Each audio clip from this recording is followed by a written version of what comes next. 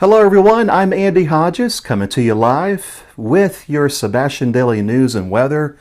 We got a really good week coming up for weather, and this newscast is brought to you by I Think Financial. Discover better banking and true service excellence. They have a local branch inside the Roseland Plaza near Woody's Barbecue. For more information, call them at 800-873-5100. Again, 800-873-5100. It's 70 degrees at the Sebastian Municipal Airport.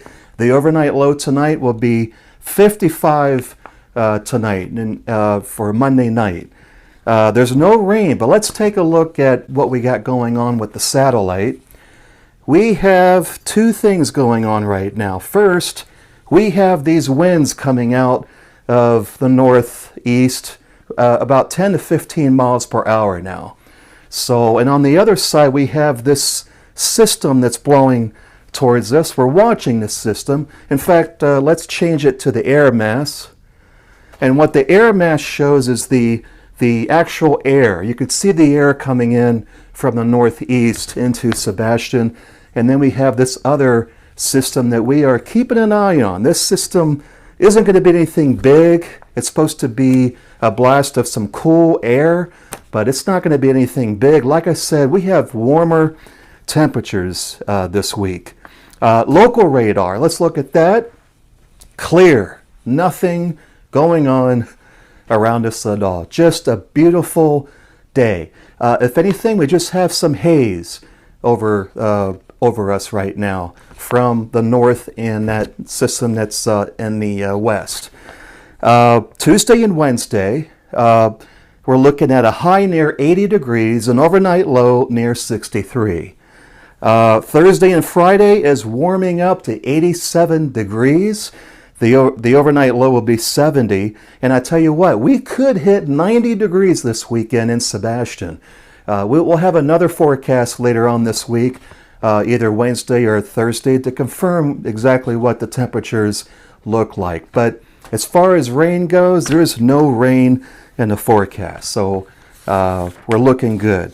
We also want to mention that we have a winner for the Woody's Barbecue $100 gift certificate. The winner is Mary Graham of Sebastian. She won the gift card. Now Mary has until this Friday, March 26th at 1 p.m. to answer our email that we sent out today. Now, if she doesn't respond to our email, then we will pull another name from the newsletter list, and we'll just draw another name. Now, this $100 gift certificate is brought to you by Blue River Delivery and Woody's Barbecue. Now, remember, to participate in these giveaways, all you have to do is become a subscriber to our newsletter. And to do that, go to sebastiandaily.com, click on newsletter, and you fill out a form. Now, if you've already done that and you are receiving our newsletter twice a week, then no worries, you're already added to the drawing. All right, let's talk about what's going on around town. Oh, the Shrimp Fest was a huge success over the weekend at Riverview Park. It was a little different this year because of some COVID-19 concerns. They scheduled this Shrimp Fest back in January, and at that time there was just a little talk about the vaccines, but in the end it was a huge success. It was one of the highest turnouts for any festival at Riverview Park in Sebastian. Now, the annual Shrimp Fest is brought to you by the Rotary Club of Sebastian and the Exchange Club of Fellsmere. Now, these two organizations raise funds to support local youth sports in our area. The beer tasting event, we were out there Saturday. We could not believe all the people in the park and across the street where the beer tasting was taken. So we were over there taking pictures of all the different breweries and everything, and we counted 28 of them. So that's 8 more than what they were going to have. And we met a lot of nice people. A lot of nice people said hello to us, and we loved that. We love talking to people in Sebastian. So there was also 20 food trucks altogether around the park, serving all shrimp stuff. It was really, really great food. Again, they had the food trucks there because of COVID-19 concerns this year.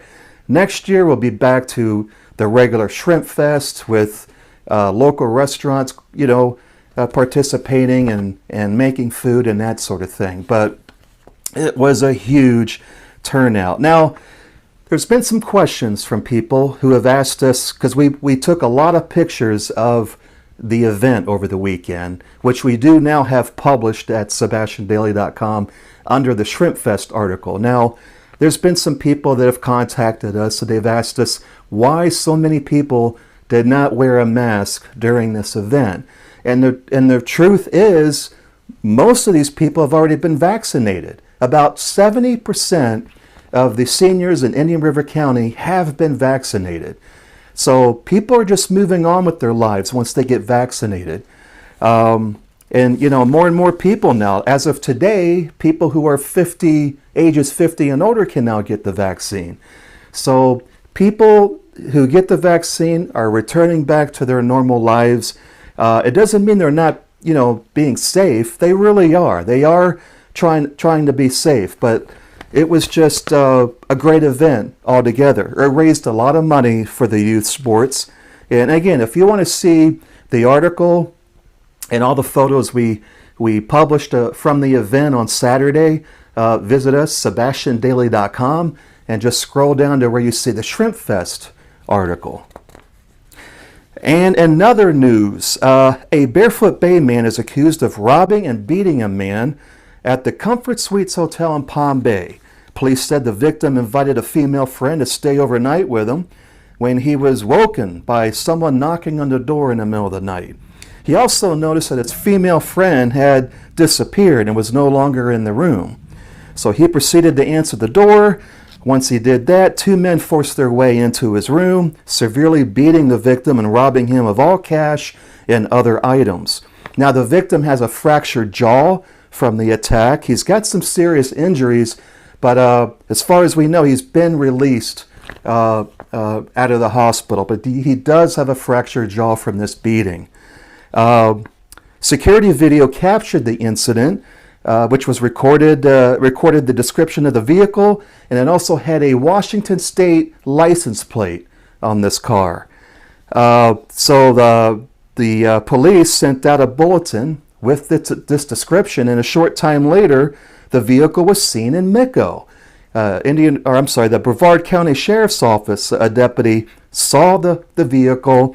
It was a match, and they arrested Bradford Clifford Corson of Barefoot Bay. Corson was charged with aggravated battery, driving while a license was suspended, fleeing and looting, resisting arrest, and robbery home invasion. He is still in the Brevard County Jail on a $92,000 bond. And speaking of Barefoot Bay, another man was jailed after beating his father over his inheritance. Deputies with the Brevard County Sheriff's Office were dispatched to the 400 block of Egret Circle, where the victim said he was hit in the face and knocked to the floor by his son. The son is identified as 36-year-old Joseph Thomas Hascore. A woman in the home saw the attack and threw water on Hascore, but he attacked her too. Cascore was charged with battery, domestic violence, and battery on a person over the age of 65. He was transported to the Brevard County Jail, where he remains still on $10,000 bond.